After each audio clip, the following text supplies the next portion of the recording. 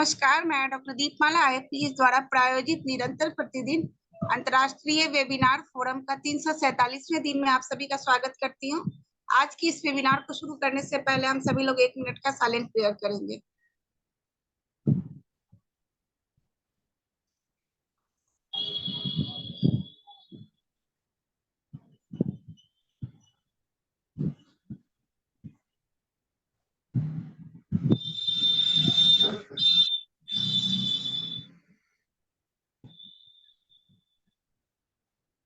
Okay, आज की हमारी गेस्ट स्पीकर है डॉक्टर श्वेता सिंह। इनका मैं एक छोटा सा इंट्रो दे रही हूँ। Doctor Shweta Singh HOM MD homeo, PhD scholar, central council for research in homeopathy, मुख्यालय नई दिल्ली में सीनियर रिसर्च फेलो के रूप में कार्यरत हैं। वह वरिष्ठ सलाहकार है। ऑर्बिट क्लिनिक अपने साथ वह 10 वर्षों से अधिक का समृद्ध अनुभव और कई कठिन मामलों के इलाज में विशेषज्ञता लेकर आती हैं। उन्होंने दिल्ली NCR के वैक्सन होम्योपैथिक मेडिकल कॉलेज और अस्पताल से BHMS में स्नातक की उपाधि प्राप्त की और Shri Guru Nanak Dev homeopathic medical college और अस्पताल लुधियाना से होम्योपैथी में MD पूरा किया। उन्होंने राष्ट्रीय स्वास्थ्य एवं परिवार कल्याण संस्थान नई दिल्ली से स्वास्थ्य संवर्धन में स्नातकोत्तर डिप्लोमा भी पूरा किया था और वर्तमान में वह एक प्रतिष्ठित विश्वविद्यालय से होम्योपैथी में PhD कर रही हैं। दिल्ली होम्योपैथिक मेडिकल एसोसिएशन की अध्यक्ष और इस एसोसिएशन की पहली महिला अध्यक्ष बनी, जिसकी स्थापना 1932 में पहले स्वास्थ्य मंत्री डॉक्टर युद्धवीर सिंह ने की थी। KHA होम्योपैथ अध्ययन समूह USA के मुख्य प्रशासक, द्विवार्षिक समाचार पत्र के प्रमुख संपादक, होम्योपैथी की खोज, ऑर्बिट क्लिनिक की एक पहल, द हैनीमैनियन होम्योपैथिक संदेश के कार्यकारी संपादक, दिल्ली होम्योपैथिक मेडिकल एसोसिएशन द्वारा एक ऑनलाइन सहकर्मी, समीक्षा पत्रिका बी जैन द्वारा होम्योपैथिक हेरिटेज के एसोसिएट एडिटर भी हैं। उन्होंने नशा मुक्ति के क्षेत्र में मुस्कान फाउंडेशन में मेडिकल ऑफिसर के रूप में भी काम किया था। उन्होंने एक प्रतिष्ठित मेडिकल कॉलेज में मेडिसिन और होम्योपैथी दर्शन शास्त्र विभाग में सहायक प्रोफेसर के पद पर भी काम किया। वह कई पुरस्कारों की प्राप्तकर्ता है। हाल ही में उन्हें 21 अगस्त 2022 को उत्तराखंड के पहले राष्ट्रीय होम्योपैथिक सम्मेलन में उत्तराखंड के स्वास्थ्य मंत्री श्री धन सिंह रावत द्वारा लीजेंडरी होम्योपैथिक पुरस्कार से भी सम्मानित किया गया। मई 2023 में KHA हैनीमैन पुरस्कार भी उन्हें दिया गया। सो डॉक्टर श्वेता सिंह, आपका IFPH मंच पे बहुत बहुत स्वागत है। आज का विषय होम्योपैथिक चिकित्सीय निदान कला और विज्ञान। So ma'am, once again welcome and over to you.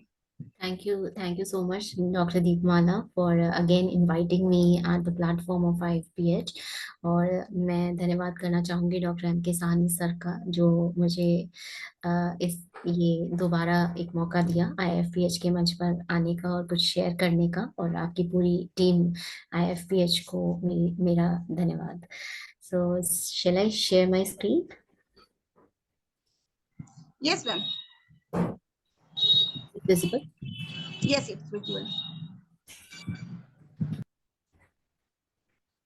सो आज हम बात करेंगे होम्योपैथी चिकित्सीय निदान कला और विज्ञान के बारे में, कि किस तरह से होम्योपैथिक प्रिस्क्रिप्शन जो है एक आर्ट और एक साइंस का मिश्रण है।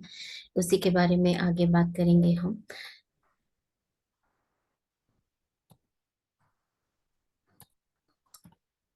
सो डॉक्टर हैनीमैन ने हमें अफॉरिज्म 1 में बताया कि the physician high and only mission, जो हमारा एम है वो क्या है, is to restore the sick to health. सबसे पहले जो सिक इंडिविजुअल है उनको हेल्दी बनाना और क्योर की तरफ ले जाना एज इट इज टर्म। और सिर्फ यही नहीं कि जो बीमार है उसी को ठीक करना है, बल्कि बीमारियों की रोकथाम करना, प्रिवेंशन करना, ये भी हमारा ही काम है। और जो क्योरेबल डिजीज हैं, जो डिजीजेस ट्रीट हो सकती हैं, क्योर हो सकती हैं, उनको क्योर तक ले जाना, और जो डिजीज पैथोलॉजिकली वर्स हो गई हैं उनको एटलीस्ट पेलिएशन देना, ताकि वो और वर्स ना हो, या उनको बहुत ज्यादा क्योर नहीं किया जा सकता तो एटलीस्ट हम उन पेशेंट्स में रिलीफ दे पाए। So this is the high and only mission of the physician, according to Dr. Hahnemann. Now the aphorism 3, which is very important in homeopathy, and our organon basically revolves around this aphorism. इस aphorism में if the physician, Dr. Hahnemann ने mention किया है if the physician, if it's a condition, we need to understand कि the physician कब हम judicially rationally patient को treat कर पाएंगे और कब हम कहलाएंगे कि we are the true practitioner of the healing art, that is homeopathy. So there is a condition. जैसा जैसा डॉक्टर हैनीमैन ने इस अफोरिज्म में बताया है, अगर हम वो गाइडलाइंस, वो रूल्स अगर हम स्ट्रिक्टली फॉलो करेंगे तभी हम एक ट्रू प्रैक्टिशनर होम्योपैथी के कहलाएंगे. So the aphorism explains that if the physician clearly perceives what is to be cured in diseases, if the physician, अगर physician clearly perceive कर सकता है, कर पाए, like perceives means if the physician truly understand, अगर वो prejudiced ना हो, if the physician is free from prejudice and उनका जो vision है वो clear हो, तभी किस तरफ, what is to be cured in disease, disease में हमें क्या क्योर करना है, that is to say in every individual case of disease. Homeopathy is basically based on individualisation.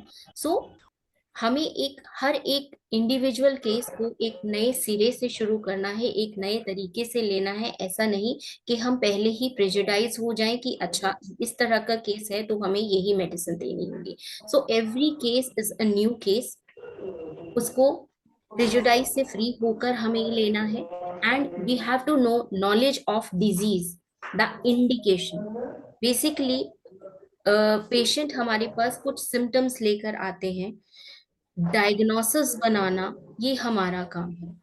कभी कभी आजकल तो फिजिशियन हमारे इतने ज्यादा इंटेलिजेंट हैं और कि वो डायग्नोसिस ही हमारे पास लेकर आते हैं, बट द बेसिक वर्क, ये डायग्नोसिस बनाना is the work of physician through the symptoms which are presented by our patient.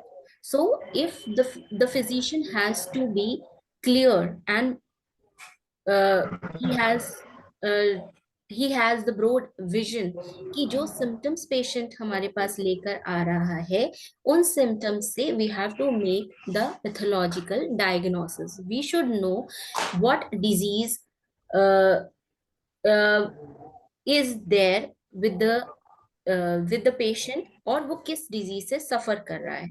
Diagnosis बनाने हमें कहा जाता है कि होम्योपैथ बेसिकली डायग्नोसिस से कोई हमारा मतलब नहीं होता, बट जब तक हम डायग्नोस नहीं करेंगे कि वो diagnosis is basically made of the common symptoms of the patient. So जब तक हमें वो कॉमन सिम्टम्स नहीं पता होंगे तो हम अनकॉमन को कैसे पहचानेंगे. सो द बेसिक जो हमारा एम है कि स्टिकिंग करने का, that is to make diagnosis, the pathological diagnosis, जो कि कॉमन सिम्टम्स पर आधारित होता है. और इन कॉमन सिम्टम्स का जो ग्रुप है that makes a diagnosis. Diagnosis बनाने का पर्पस बेसिकली यहाँ है कि हम केस को मैनेज कैसे करेंगे. Sometimes the patient comes with some symptoms, लेकिन वहां पे जब हम उसको पूछताछ करते हैं और हमें कॉमन सिम्टम्स पता चलते हैं तो वहां पे मेडिसिन देने की जरूरत भी नहीं होती. Just we have to manage the case और हम प्लेसिबो से भी काम चला लेते हैं. डिजीज जैसे कि इंडिस्पोजिशन के केसेस, पेशेंट ने कल रात को, आप देखिए अल्कोहलिक पेशेंट ले लीजिए, कल रात को शराब पी, आज सुबह उसको हैंगओवर हो रहा है, तो इन दैट केस अगर उसको थोड़ी बहुत ऐसी सेकेंडरी इफेक्ट्स आ रहे हैं तो वहां पे प्रॉपर मैनेजमेंट करने की जरूरत है. अगर पेशेंट का बीपी यूजुअली लो रहता है तो मोस्ट ऑफ द केसेस अगर आप उन केसेस को मैनेज करेंगे तो वहां पे अगर आप उसको डाइट उनकी ठीक करा देंगे या उनको उस टाइम पे ओआरएस इलेक्ट्रोल भी दे देंगे तो भी पेशेंट रिकवरेबल कर जाएगा. तो मोस्ट ऑफ इस तरह के केसेस में जहाँ पे मैनेजमेंट की जरूरत होती है वहाँ मेडिसिन की जरूरत नहीं होती और वहाँ हम प्लेसिबो देकर भी काम चला सकते. तो बेसिकली हमें पता होना चाहिए कि डिजीज की हमें इंडिकेशंस, द सिम्टम्स, किस तरफ ये डिजीज जा रहा है, ऐसा जरूरी नहीं। अगर हमें डायग्नोसिस नहीं पता तो एटलीस्ट पूरा जो हम एटलीस्ट प्रोबेबल डायग्नोसिस तो बना सकते हैं, उनके बेसिस पर काम कर सकते हैं, सो दैट हम उन कॉमन सिम्टम्स में से अनकॉमन सिम्टम्स को निकाल सकें। तो first aim is to the first thing that the physician require is knowledge of disease indication. Then the second thing is, if he clearly perceives what is curative in medicine, that is to say, in each individual medicine, knowledge of medicinal terms. तो now अब हमें disease का पता है और अब हमें medicine use करनी है, हमें उन डिजीज को, सिम्टम्स को ठीक करने के लिए मेडिसिन देनी है। So we should know what medicine is the most similar remedy, या what the medicine that medicine will do.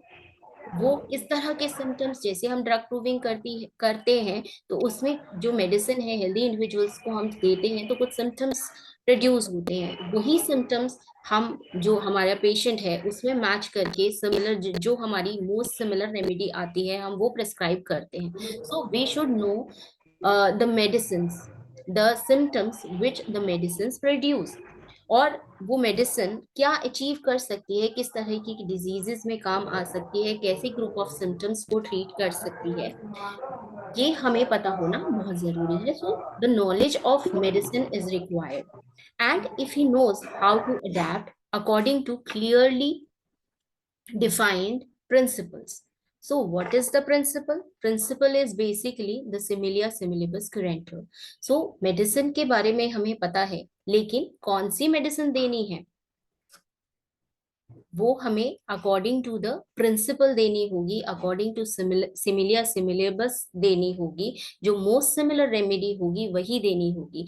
एक पेशेंट हमें कुछ सिम्टम्स दे रहा है और मेडिसिन बहुत 5, 6, 10 रेमेडीज हैं जो उसको उन सिम्टम्स को कवर कर रही है। Now we have to differentiate those 10 medicine, और उनमें से हमें सिंगल रेमेडी निकालनी है जो कि जो पेशेंट को एज द मोस्ट, जो कि पेशेंट की मोस्ट सिमिलम रेमेडी होगी, which we call the simillimum. What is curative in medicine? To what he has discovered to undoubtedly morbid in the patient. So patient में जो symptoms आ रहे हैं और जो medicine symptoms produce कर सकती है जो similar होगी, वो symptom उन defined, clearly defined principles के basis पे we have to apply that medicine, so that the recovery must ensure to adapt it as well in respect to the suitability of the medicine most appropriate according to its mode of action to the case before him, the choice of remedy and the medicine indicated. So we should know how to find out the indicated remedy in the individual case, and as also in respect to the exact mode of preparation and quantity of it required, that is the proper dose. Now we should select कि हमें कौन सी potency select करनी होगी। Medicine we have diagnosed कि हाँ therapeutic medicine uncommon symptoms के basis पर हमने सिलेक्ट कर ली। Now we have to choose कि उसको हमें किस पोटेंसी में देना है, कितनी बार देना है, that is depend upon the susceptibility of the patient, the action of remedy we should know, and कितनी बार रिपीट करना है, that we should know according to the susceptibility of the patient and the type of disease he or she was suffering from and the action of medicines. If it is an acute remedy, you can repeat it frequently. If it is a deep acting remedy, you have to see when to repeat. And if finally he knows the obstacles to recovery in each case and is aware how to remove them so that the restoration may be permanent. Now he is talking about the obstacles to recovery. We will discuss these obstacles later on in the presentation. और जब ये obstacles जैसे कि exciting cause, maintaining cause हम remove कर देंगे एक case से और उनको जान पाएंगे, पहचान पाएंगे और उसके बाद हम उनको रिमूव कर पाएंगे, देन ओनली द रिस्टोरेशन में be permanent. Then he understands how to treat judicially and rationally and he is the true practitioner of the healing art. So these are the conditions जो doctor Hahnemann ने aphorism 3 में mention किया है कि अगर हमें इन सब चीजों की डिजीज के बारे में, मेडिसिन के बारे में, the application of medicine in disease condition, the choice of remedy, proper dose, repetition of dose and obstacles to recovery, इन सभी के बारे में जब हम जान जाएंगे या हमें इन सब की नॉलेज होगी, then only we can treat a patient and we can call ourselves a true practitioner of the healing art. Now there's one more aphorism, that is aphorism 7, which is very much important, and to treat for the treatment in a rational way, इस aphorism की knowledge होना भी बहुत जरूरी है. What it says is, now as in a disease from which no manifest exciting and maintaining cause, that is causa occasionalis. जब हम obstacles to recovery की बात कर रहे थे aphorism 3 में, तो that means the obstacles to recovery are the exciting and the maintaining cause, which we call as causa occasionalis. This has to be removed. We can perceive nothing but the morbid symptoms it must regard being had to the possibility of a miasm, and attention paid to the accessory circumstances, be the symptoms alone by which the disease demands and points to the remedy suited to relieve it. Basically, in a case, हमारे पास true disease कब आती है, जब हमें true symptoms कब मिलते हैं, जब हम उस केस से एक्साइटिंग और मेंटेनिंग केस कॉजेस को रिमूव कर देते हैं. So our first thing what we have to do is to remove the exciting maintaining causes from the case. Then only जब हम वहां पर मैनेजमेंट कर लेते हैं, तब जो सिम्टम्स बचते हैं, that made the true totality of the case. और यही सिम्टम्स होते हैं by which the disease demands and points to the remedy suited to relieve it. And moreover, the totality of these its symptoms of this outwardly reflected picture of the internal essence of disease, that is of the affection of vital force, must be the principle. So जो ये symptoms हमें मिले, the aim of the case taking is to basically do individualization, to make pathological diagnosis and to make the therapeutic diagnosis. यहाँ पे we can, जो भी हमें symptoms मिल रहे हैं after removal of exciting and maintaining causes, ये जो symptoms हैं, ये इनके थ्रू हम एक symptomatic treatment भी दे सकते हैं, that is given in antipathy और the modern medicine, जहाँ पर एक symptom या दो symptoms के basis पर हम medicine prescribe करते हैं. That is a one-sided procedure. लेकिन उन केसेस में बेसिकली होता क्या है कि प्राइमरीली तो कुछ एमिलरेशन मिलती है, बट सेकेंडरली वहां पे डिजीज जो है वो और ज्यादा एग्रेवेट होकर वापस आती है. So there is recurrences of the disease.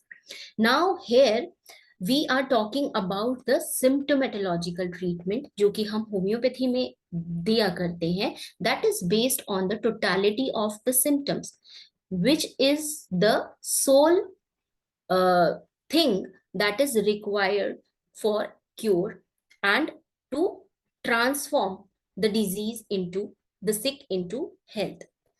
Totality of symptoms basically is the outwardly reflected picture of the internal essence of the disease, that is the affection of vital force. It is the must be the principle. It is the principle or the sole means whereby the disease can make known what remedy it requires. It is the only thing that determine the choice of the most appropriate remedy. Totality of symptoms is a group of symptoms. We homeopath basically don't prescribe on one symptom. We do symptomatological treatment, that is we prescribe on a group of symptoms which is known as the totality of the symptoms. This totality is not quantitative. This totality is basically qualitative aggregate of all the characteristic symptoms which are arranged in a philosophical way. Basically it represents the individual disease or the individual picture of the disease. This is not quantitative.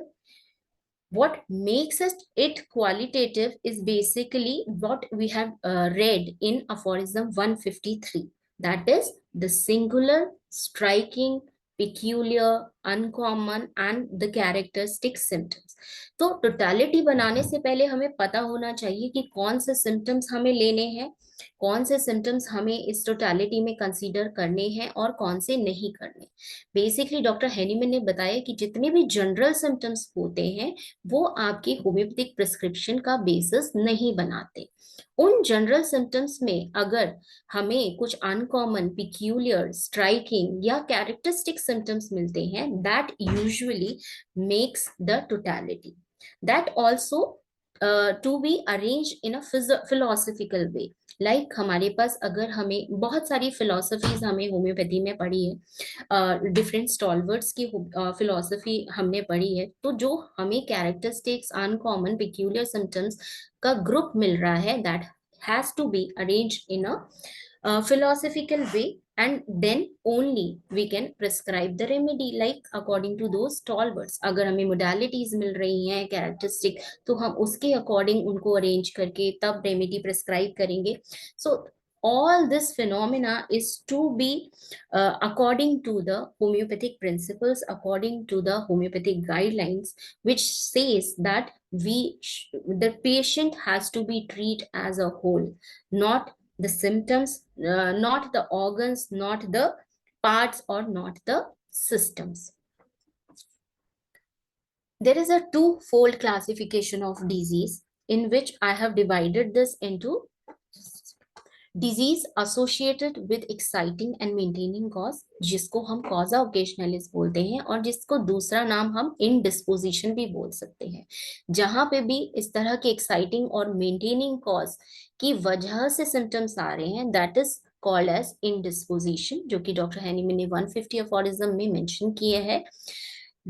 This is the freedom,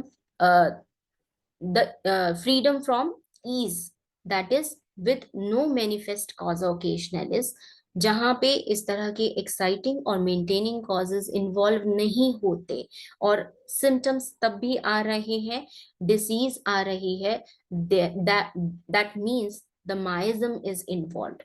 Those are the true diseases which we have to treat with anti-miasmatic treatment or the constitutional treatment। Aphorism 150, indisposition is basically what? That is a mimicking sickness or illness।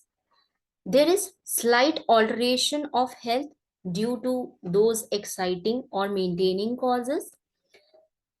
They can be dispelled by alteration in the diet and regimen। जैसे कि मैंने पहले कहा, जहां पे भी exciting और maintaining causes present होंगे, वहां जरूरी नहीं कि आप की वजह से डिजीज होगी, वहां जरूरी नहीं कि आप मेडिसिन दो, वहां पे placebo will also work, but you have to manage the case with the proper diet and regimen। You should make alteration in the diet and regimen, और आप ऐसा करेंगे तो cases will the disease will cease spontaneously without medicines। Because in cases में the disease is the mimicking sickness or illness is because of those exciting and maintaining cause which has to be managed। यहाँ पे किसी भी तरह का माइज्म जो है वो इन्वॉल्व नहीं होता। टाइप्स ऑफ इंडिस्पोजिशन की बात करें तो there is natural indisposition and artificial indisposition. Natural indisposition हम बात कर सकते हैं एक्यूट और क्रॉनिक में डिवाइड कर सकते हैं। Acute is basically due to most probable exciting causes, जो कि हमने अफोरिज्म 5 में पढ़े हैं। एक्यूट डिजीजेस और something because of the exciting causes, बारिश में भीग गए, जुकाम हो गया, आपने आपकी डाइट में नमक कम है, सोडियम कम है, बीपी लो चल रहा है, तो वहां पे अगर हम वो चीजों से उन पेशेंट को निकाल लेते हैं, हमने ऐसे बहुत सारे एग्जाम्पल ऑर्गेनन में पढ़े हैं, हम आगे डिस्कस भी करेंगे, जहां से अगर पेशेंट को वो एक्साइटिंग और मेंटेनिंग कॉज बेसिकली रिमूव कर दिया जाए तो पेशेंट अपने आप से रिकवर हो जाता है। सोडियम की कमी है, नमक कम चल रहा है, फास्टिंग पे पेशेंट है, उसकी वजह से बीपी लो हो रहा है, जैसे ही उसको वहां पे हम सॉल्ट इंटेक बढ़ा देंगे तो वो अपने आप से रिकवर कर जाएगा। देन पेशेंट को बहुत ज्यादा स्ट्रॉन्ग स्मेल है, उसकी वजह से छींके आ रही हैं, जैसे ही वो स्ट्रॉन्ग स्मेल से अलग हुआ वो रिकवर कर गया। This is basically indisposition. Then the chronic indisposition which is due to the long term maintaining causes. जहां पे मेंटेनिंग कॉजेस की हम आगे बात करेंगे कि जहां पे लॉन्ग टर्म मेंटेनिंग कॉजेस चल रहे हैं उनको हम क्रॉनिक इंडिस्पोजिशन की कैटेगरी में डाल सकते हैं। Then the artificial indisposition. Artificial indisposition भी हम बात करेंगे, लेकिन मैं चाहूंगी कि जब तक हम आगे की स्लाइड्स और आर्टिफिशियल इंडिस्पोजिशन के डिस्कशन पर पहुंचते हैं तब तक आप लोग भी थोड़ा सा बताइए कि आर्टिफिशियल इंडिस्पोजिशन क्या हो सकता है। एक्यूट और chronic I have already told you. So artificial indisposition क्या होगा? सो ये आप चैट बॉक्स में लिख सकते हैं जब तक हम आगे बढ़ते हैं। Now, the indisposition, those states of ill health which persons bring upon themselves disappear spontaneously without medicines. So, ऐसी states, ill health, जो कि किस वजह से which persons bring upon themselves, जो persons की unhealthy diet, mode of living या ऐसी कुछ रीजंस की वजह से आ रही है और विदाउट मेडिसिन डिसअपेयर हो सकती है। There is no chronic miasm lurks in the body and they cannot be called chronic diseases. ये chronic diseases के अंदर नहीं आती। So what they are basically the pseudo chronic diseases जो कि aphorism 77 में डॉक्टर हेनीमैन ने मेंशन की है। So pseudo chronic diseases क्या होती हैं? They are inappropriately called chronic. So pseudo chronic disease, in the name itself it is written pseudo, false chronic diseases because of the, हमने बात की इंडिस्पोजिशन की, chronic indisposition जिनको हम pseudo chronic diseases के नाम से जानते हैं, seems to be real chronic diseases, दिखाई देंगी या symptoms आएंगे जैसे कि वो true chronic disease है, but they are not because of the long continued maintaining causes. They occurs in the persons who exposes themselves continuously to avoidable noxious influences. So जो maintaining causes हैं, जो चल रहे हैं, सिर्फ उनकी वजह से symptoms आ रहे हैं। पेशेंट उनसे एक्सपोजर्स है मेंटेन, जो की चीजें हमें अवॉइड करनी चाहिए। तो यहाँ पे प्रॉपर मैनेजमेंट की जरूरत है। Prolonged abstinence from the things that are necessary for the support of life. ऐसी चीजें जो कि हमें जरूरी है हेल्थ मेंटेन करने के लिए, लेकिन हम अपनी बॉडी को नहीं दे पा रहे हैं। तो वो क्या क्या हो सकते हैं? The causes of this chronic indisposition could be addictions, it can be alcohol. Patient बहुत टाइम से अल्कोहल लिए ही जा रहा है, ड्रग्स लिए ही जा रहा है, टोबैको खाई जा रहा है, कैनबिस है, ओपियोइड्स है, इवन एक्सेस ऑफ टी और कॉफी, जिसकी वजह से पेशेंट में सिम्टम्स आने शुरू हो गए। That those causes are long maintained in the physician life. Irregular eating है, ओवर ईटिंग है, वेट बढ़ रहा है because the patient is over eating. So वहां पे आपकी मेडिसिन क्या करेंगे? बिकॉज वहां पे तो मैनेजमेंट की जरूरत है। लाइक इनएडिक्वेट डाइट है, पेशेंट का वेट कम है बिकॉज वो अपनी जो डाइट है वो प्रॉपर न्यूट्रिशनल डाइट नहीं ले रहे हैं। सो वहां पे मेडिसिन की जरूरत नहीं है, वहां पे केस को, उनकी डाइट को अच्छे से मैनेज करने की जरूरत है। That we should know. Unhygienic living condition, patient को फंगल इन्फेक्शन हो रहा है, आप मेडिसिन दे रहे हैं लेकिन वो ठीक नहीं हो रहा है, तो वहां पे पेशेंट को गाइड करने की, मैनेजमेंट करने की जरूरत है कि वो हाइजीन मेंटेन करे सो दैट वो रिकवर कर सके। Then the unhealthy localities, housing in cellars और other confined dwellings, over exertion of mind and body. Patient बहुत ही ज्यादा, पेशेंट को पैल्पिटेशंस हो रही हैं या पेशेंट बहुत ही लो फील कर रहा है, बहुत ज्यादा नींद आ रही है, that is because cause is to be, is to be known in the case history There can be overexertion of mind and body. There can be anxiety because of something. There can be prolonged stress or prolonged grief because of some reason. There could be lack of exercise or of open air. These are some of the causes which can lead to these pseudo-chronic diseases, and to recover the patient and to transform the sick to healthy individual, this has to be removed from their life. Then in aphorism 7 footnote, it is said that it is not necessary to say that every intelligent physician would first remove this exciting and maintaining cause, what we call causa occasionalis, where it exists.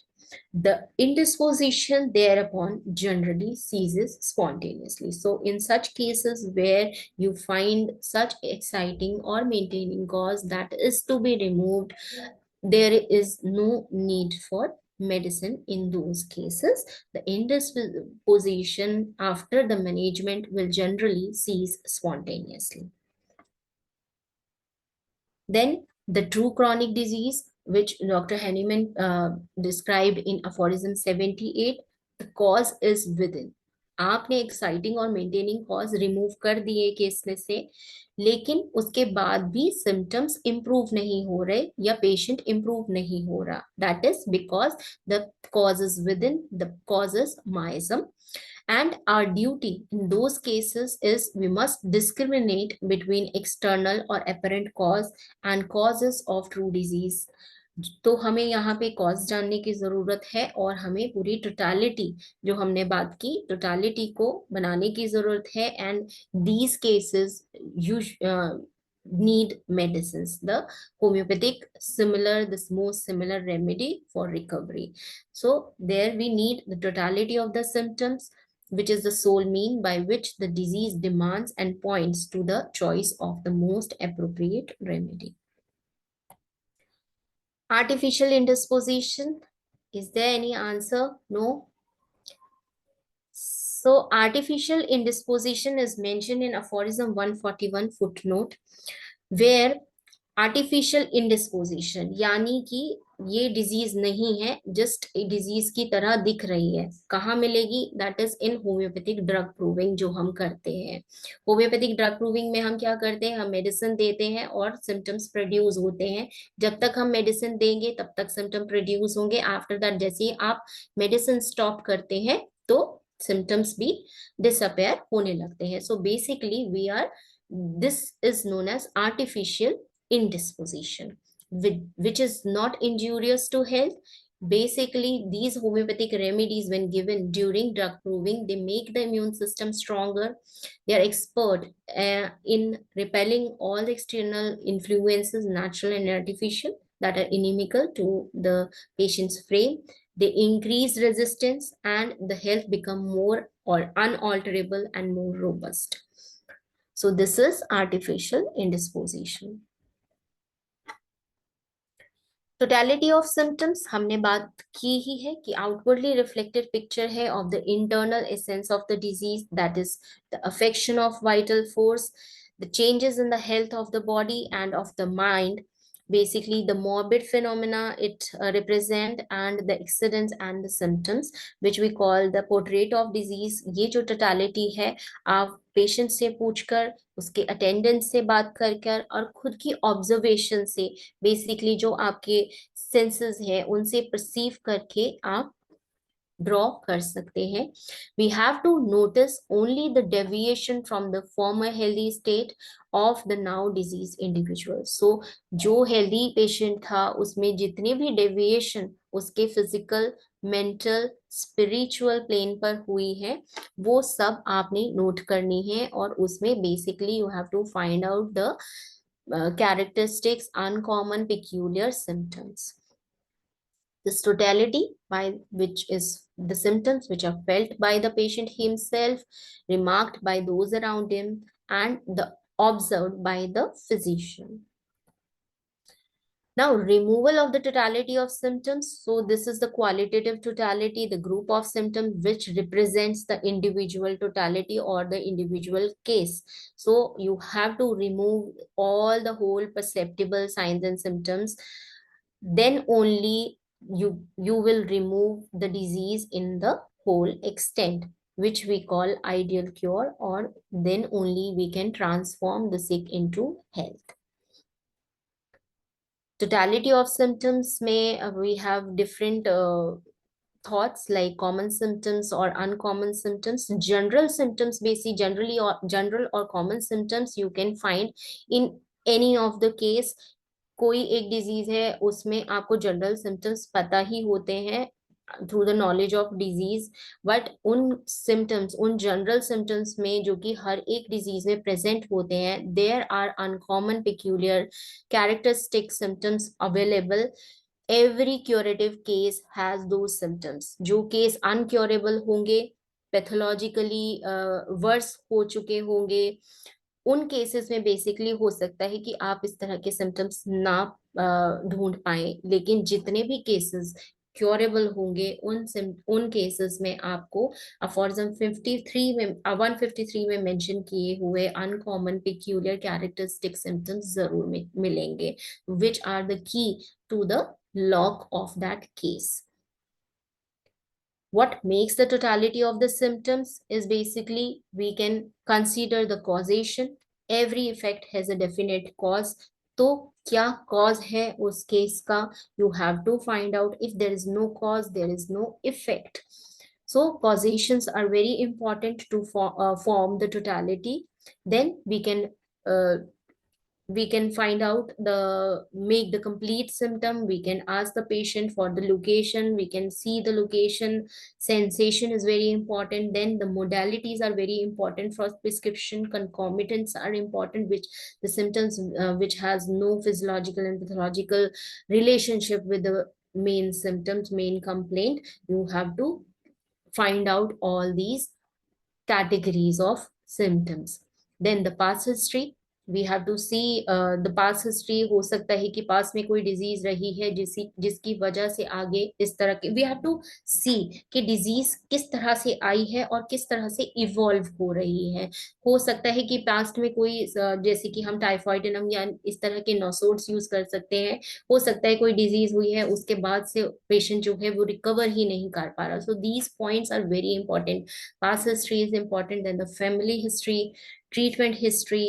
We have to see the personal history. Habits of the patient are very important. The sexual symptoms are very important. Then the physical generals are important for a case. Mental generals are important. किसी case में we have a different approach. किसी case में हमें physical generals बहुत अच्छे मिल जाते हैं, then we have to prescribe on those symptoms. कहीं पर mental generals बहुत अच्छे मिलते हैं, कहीं मोडालिटीज. तो हमारी एक डेफिनेट या स्पेसिफिक अप्रोच नहीं हो सकती. वी हैव टू सी कि हमें पेशेंट से क्या इंफॉर्मेशन मिल रही है. We have to work on that information.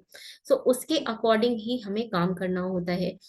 तो हमें पेशेंट पे ये सारी जानकारी, जिस ज्यादा से ज्यादा जितने हमें कैरेक्टरिस्टिक सिम्टम्स एक केस में मिल जाएंगे उतना अच्छा हमारे लिए एक टोटालिटी बनाना है, और उसी के बेसिस पे हम प्रिस्क्राइब एक मोस्ट सिमिलर रेमेडी तक पहुंच सकते हैं, या हमारी जो चॉइस ऑफ रेमेडी होगी वो बेहतर हो सकती है. अदरवाइज हमें जिगजैग करके हम एक रेमेडी देंगे, देन हमें कुछ और सिम्टम्स मिलेंगे, उसके बेसिस पे वी हैव टू प्रिस्क्राइब. तो उसमें जो पेशेंट जो टाइम है, ड्यूरेशन ऑफ ट्रीटमेंट है, वो इंक्रीज हो जाता है. Then I have some cases like this is a case of anxiety disorder where the patient has negative thoughts. There is weakness of memory. Patient को there was pain at the nape of neck with vertigo. Cervical की complaint भी थी. Then the patient has that palpitations whenever he has those thoughts. उनको बहुत ज़्यादा palpitation, धड़कन बढ़ने लग जाती थी, and the patient was very irritable. Patient feels as if everything is fake. जब वो मुझसे बात भी कर रहा था तो ही वाज सेइंग कि ऐसा लगता है कि जब मैं आपसे बात भी कर रहा हूँ ना तो वो भी सच नहीं है, वो भी एक झरोका ही है और ऐसा कुछ हो ही नहीं रहा. मतलब जो भी उसके आसपास हो रहा है दैट इज नॉट रियल, वो सब फेक है. पेशेंट की इस तरह की फीलिंग थी। Then history of presenting complaint, उसको जो फर्स्ट पैनिक अटैक आया था that was in December 2019, where he lost his senses और वो अपने घर से भागने लगा था, like there was a panic attack. और उसके बाद, ऐसा होने के बाद से ही स्टार्टेड द साइकेट्रिक मेडिसिन। और पूछने पर पता चला कि 2014 में उनका किसी से ब्रेकअप हुआ and that girl basically cheated on him. उसके बाद से ही उनको प्रॉब्लम स्टार्ट हुई। although he got married in 2015, but वो चीजें अभी भी दिमाग में रहती थी। फैमिली हिस्ट्री में the mother was also a patient of depression, TB was there, physical generals, the appetite was increased, he cannot tolerate hunger, morning के टाइम पे he got feeling of emptiness in the epigastric region. Then the thirst was 1 to 2 liter per day. Desire was for sweets, non-veg की desire थी. Sleep was disturbed and perspiration was increased, offensive and stains yellow. The patient's tongue was white coated and thermus was hot. Patient was very pessimistic, हर चीज को एक negative way में लेना. Then there was obsessive thoughts, एक ही चीज को बार बार कहते रहना, बार बार करते रहना. There was sense of mistrust. He got panic easily in slightest things and there is fear of impending disease. उसको लगता था कि पता नहीं मैम मुझे कुछ बीमारी तो नहीं हो गई, कुछ और हो तो नहीं जाएगा. So there is fear of impending disease. I asked him to go for vitamin D and vitamin B12, go check for vitamin B and B12 and vitamin D levels, which were decreased. And see, vitamin D levels decrease होना भी कहीं ना कहीं एक mood disorder को लेकर आता है. तो यहाँ पे विटामिन डी लेवल वाज 7.70, तो बहुत ही कम थे उनके vitamin D level, which has to be managed in this case. So कहीं भी किसी तरह की डेफिशिएंसीज होती हैं तो वहां पे पेशेंट, ठीक है हम सिम्टम्स के बेसिस पे उसके नेगेटिव थॉट्स को देख रहे हैं, उनको मैनेज करना है, मेडिसिन देनी है, लेकिन कहीं ना कहीं ये जो डेफिशिएंसीज है इनको भी पूरा करना, मैनेज करना जरूरी है. सो इन दैट केस उनका विटामिन डी बहुत ज्यादा कम था, which has to be managed. और रेपेटाइजेशन करने के बाद जो सिम्टम्स मैंने लिए, they are mind pessimistic, mind elements from deceived from being, delusion as if everything seems unreal. उसको लगता ही नहीं था कि जो चीजें चल रही हैं उसके आसपास वो रियल है, वो अनरियल है, वो फेक है उसकी थी उसके लिए. Then sweet desire, hunger aggravates, anxiety for his own health and fear of impending disease, and the medicine staff was coming on the highest grade remedy in that case. So I gave Staphysaceae 2000 200C to him, single dose followed by Rubramid 30. This is the video. Along with this medicine, I also asked him to start taking vitamin D supplements, which is the levels were very low. This is his video. Hello, मेरा नाम जसपाल सिंह है. मैं अपनी कुछ problem की वजह से पिछले 1-1.5 साल से बहुत परेशान था और मैंने बहुत जगह दवाई ट्राई की, तो फर्क नहीं दिखा. तो मेरे किसी दोस्त ने मेरे को होम्योपैथिक दवाई सजेस्ट की और मैं अब पिछले 1 साल से होम्योपैथिक से ट्रीटमेंट करवा रहा हूँ डॉक्टर श्वेता से, जो कि बहुत अच्छे डॉक्टर हैं. अपने पेशेंट को बहुत प्यार से समझते हैं, अपने पेशेंट की प्रॉब्लम को समझते हैं. और आज मैं कह सकता हूँ मैं 100 में से 90% ठीक हो चुका हूँ. और मैं थैंक यू करता हूँ डॉक्टर श्वेता का, होम्योपैथी का, जिन्होंने मेरे को इतना ठीक कर दिया. और जो लोग सोचते हैं कि होम्योपैथिक द्वारा इंसान ठीक नहीं हो सकता, बहुत लेट फर्क आता है या कुछ ऐसा, ये बिल्कुल गलत है. होम्योपैथिक से इंसान एकदम ठीक हो सकता है, हर तरह की बीमारी से ठीक हो सकता है. Thank you doctor Shweta ma'am. So basically, we can see कि ये जो मेडिसिन है वो साइकेट्रिक ट्रीटमेंट ले रहा था, जिससे भी उसको कोई बहुत ज्यादा फर्क नहीं था. एंड वी ऑल्सो नो कि उसके बाद वो टर्न हुआ इन होम्योपैथी. लगभग 1 साल उनका ट्रीटमेंट चला.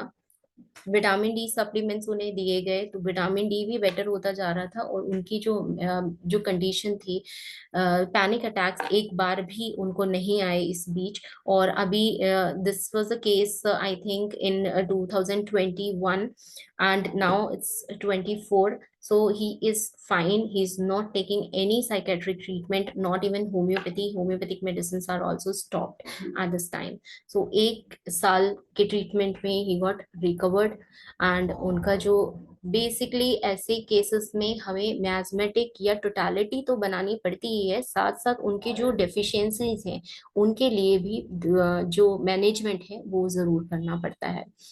This is a second case. A patient aged 25 years came to me 15 days. This is an old case, and the patient was complaining of घबराहट since 15 days. So what she said is, "ma'am दिल घट सा रहा है और drowsy feel हो रहा था." It was hot summer weather, जिसमें पेशेंट इस तरह के सिम्टम हमारे पास लेकर आ रही थी। Then the examination was done. The appetite was also decreased, and the patient was thirstless. Tongue was white coated with the imprints of teeth. Pulse rate was fine, 76 per minute, but the blood pressure was decreased on examination. It was 90 by 60. So basically, blood pressure decreased tha. That is why she was feeling drowsy. She was feeling like there is some घबराहट और दिल जो भी हो रहा था उनको. So the remedy was prescribed as Zilcimium 30, which is a very good remedy for low blood pressure, but she was also asked to take electrol or ORS to maintain those sodium levels in that case. सो इस तरह की management with the treatment अगर आप करेंगे तो patient बहुत जल्दी recover हो जाते हैं. Now some more cases are there, like this is a case of diarrhea, chronic diarrhea in a male schizophrenic patient who was aged 55 years. The complaint were frequent involuntary loose stools since 15 days, frequency of stool 5 to 6 times a day. Patient अपने schizophrenic था, जो old age home है उसमें admit था, and उनके कपड़ों में ही basically वहां पे पेशेंट्स को मैनेज करना बहुत मुश्किल हो रहा था अटेंडेंस के लिए, बिकॉज कपड़ों में ही स्टूल निकल जाता था. सो वाटरी स्टूल, इतने एजड थे, खुद से चल भी नहीं पा रहे हैं, और there was watery stools which is very highly offensive in odor, yellow in color, painless passage of stools in clothes day and night. रात को भी कर देते थे, दिन में भी कर रहे हैं. So it was a case which belongs to the category of mental diseases. So it is difficult to take out the subjective symptoms in सकते, फीलिंग्स नहीं पूछ सकते, डिजायर ड्रीम्स नहीं पूछ सकते. तो देयर इज अ लिमिटेशन, क्योंकि schizophrenic patient है, वो बोल ही नहीं पा रहा, वो बता ही नहीं पा रहा कि वो कैसे फील कर रहे हैं. सिर्फ आप जो थोड़ी बहुत इंफॉर्मेशन ले सकते हैं वो अटेंडेंस से ले सकते हैं. So this is the condition. On further inquiry, it was found that he has been taking, obviously schizophrenic patient here, so he was taking psychiatric drugs since many years, and otherwise they describe him to be very aggressive. अगर उनको psychiatric medicine नहीं देंगे तो the patient was very aggressive. The psychiatric medicine kept him calm and composed. Appetite was fine, thirst was good, sleep was sound for 7 to 8 years. In this patient may, because he is taking psychiatric drugs for a long time, frequent diarrhea, offensive diarrhea की complaint थी, so I tried sulfur also, but it didn't relieve him. थोड़ा सा relief मिला, then this condition was same. But there was a time where I observed that there is loud grinding of teeth, which is very continuous since the patient entered my chamber. So patient जो दांत घिसाना और कटकटाना, इतनी loud वो grinding थी उस patient में. This is the most characteristic peculiar and persistent symptom which I observed along with other symptoms. This is very, मेरे पास video नहीं है, I should make that, but वो इतनी, मतलब जब से बैठे आपके पास तब से वो ग्राइंडिंग वाली जो साउंड होती है वो करे जाए. So on that observation, I repertorized the case: involuntary stool, thin yellow in color, offensive, painless diarrhea, and there is loud grinding of teeth. The podo was coming as the highest grade remedy. Podophyllum 30C was given 3 doses OD, and EB NASH में भी आप पढ़ेंगे तो it is the one of the powerful catharetics. The diarrhea of podophyllum is characterized by its profuseness, which drain the patient dry. Offensiveness is there, painless with great prostration. It is a wonderful remedy for liver complaints. Peculiar symptom of podophyllum patient that made me choose this remedy was the constant desire to grind the teeth along with the complaint. So this is the eliminating symptom, you can say कि podophyllum का ये जो peculiar symptoms था that made me to choose that remedy. We all know the 5 P's of podophyllum, that is putridness, the painlessness, the profuseness, the prostration, the prolapse. So on that basis, I gave podophyllum 30C, and to my amaze, the patient recovered very well with this medicine. और जो उनकी grinding of teeth वाली चीज थी वो भी recover हो गई. That was really commendable with this homeopathy. I hope. Shall I take this case or shall I stop?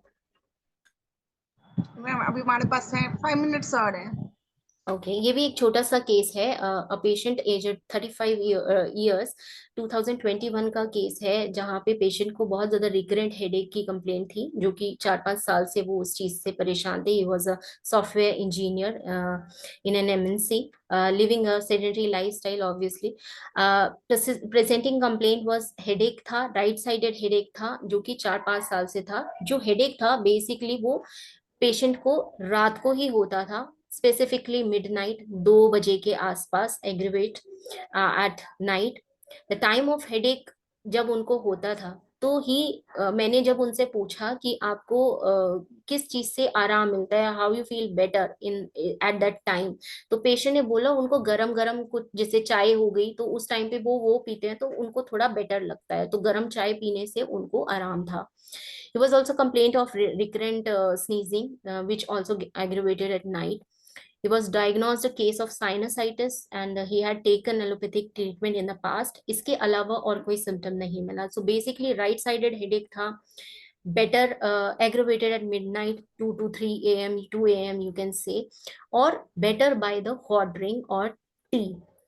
सो इस बेसिस पर ही जो इंफॉर्मेशन पेशेंट हमें दे रहा है, अगर हमें वो सिम्टम्स मिल जाते हैं और हम वो मेडिसिन ट्राई करते हैं तो बेसिकली वहां पे पेशेंट को वो रिकरेंसेस नहीं आते. In that case also main symptoms यही थे. Punctuality was, I ask about the punctuality because जैसे ही 2 बजे का टाइम आया so I thought of Kali group. तो Kali group आया, the punctuality was also marked in that case. And then I repertorized this case, headache, tea amelioration, which is the marked a peculiar symptom in that case, and headache at midnight 2 a.m. So I selected this Kali Bai remedy. I gave this remedy Kali Bai Chrome 30C, 3 doses OD. The patient was very well after that dose. And एक हफ्ते के बाद मैंने patient से बात की तो patient को अगले ही जो एक डोज उन्होंने लिया था उसके अगले दिन से ही आराम आ गया था और उनको उसके बाद वो हेडेक का अटैक नहीं आया. उसके 1 महीने बाद मैंने दोबारा पेशेंट से बात की तो भी उन्हें इस तरह का कोई भी हेडेक दोबारा नहीं हुआ. एंड नाउ दिस इज, ये केस भी आई गेस 2021 का ही है. तो पेशेंट को इस तरह के रिकरेंट जो हेडेक जो 4-5 साल से पेशेंट परेशान था वो सब नहीं हुआ. So this is basically the totality कि हमें किस तरह से वो जो टोटलिटी है वो फॉर्म करनी है, वो पेक्यूलियर सिम्टम्स ढूंढने हैं. So this is the whole thing, how the homeopathic prescription is an art and science. Thank you so much for your patience listening. Thank you very much ma'am. बहुत ही खूबसूरती से आपने ये बताया है. Thank you ma'am. किन्हीं का कोई क्वेश्चन हो तो काइंडली हैंड रेज करें या चैट बॉक्स में टाइप करें.